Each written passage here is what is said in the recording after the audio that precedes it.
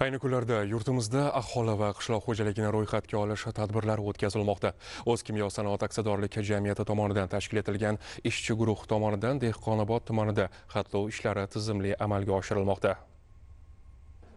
Ishchi guruh tomonidan dastavval tumanda aholi va qishloq xo'jaligini ro'yxatga olish tadbirini o'tkazishni tashkil qilish shtabi a'zolari bilan hududdagi 51 mahalla yettitigi ishtirokida o'quv seminarlar tashkil etildi. Unda 2026 yilning 15 yanvaridan 28 fevraliga qadar o'tkaziladigan ro'yxatdan o'tkazish ishlarining tartib-tamoyillari, zarurati, ahamiyati haqida tushuntirishlar berildi. Shuningdek, ishchi guruh a'zolari tuman hokimligida tuzilgan aholini ro'yxatga olish shtabida ham bo'lib, ushbu muhim tadbirga tayyorgarlik jarayonlari bilan yaqindan tanishdilar. Aholini ro'yxatga olish, qishloq xo'jaliklarini ro'yxatga olishlar to'g'risidagi butun nuroniylar bilan, ishchi guruhi bilan birgalikda hamma joyda tushuntirish ishlarini, targ'ibot ishlarini olib boryapti. Aholini ro'yxatga olish davlat siyosati samaradorligini oshirish uchun, ishni yuritish uchun ta'limni, tarbiyani, meditsinani, yoshlarimizni ish bilan ta'minlash uchun, qishloq xo'jaligi yerlarini aniq ma'lumotga olish uchun va ularni kelajakda taqsimlash uchun, ulardan yuqori hosil olish uchun mamlakatimizga juda aniq yaxshi ma'lumotlar yetkazib beradi.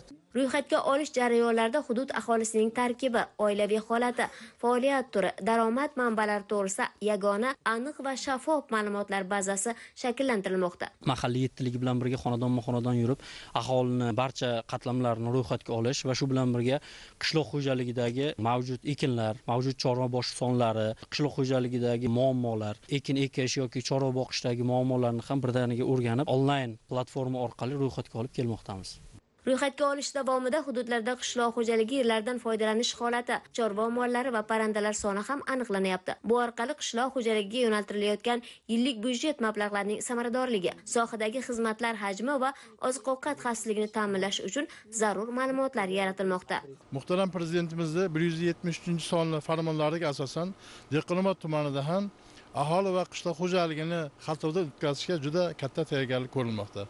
Bu borada O'zkimyo sanoat aksiyadorlik jamiyati tumanimizga biriktirilgan bo'lib, jamiyat xodimlari bilan birgalikda tumandagi barcha mahallalarda mahallali yettitigi uchun seminarlar, o'quvlar tashkil etdik. Bugungi kunda 304 nafardan ortiq yettitlik a'zolarning hammasi mana shu xatlovda o'tkazish bo'yicha amaliyotga ega bo'ldi. Tumandagi uzoq tog'li hududlarimizda iborat bo'lgan 3 ta mahallamizda mana shu yettitlik a'zolarining tajribasini oshirish maqsadida xatlovlarni o'tkazib, xatlov ishlarini yakunladik.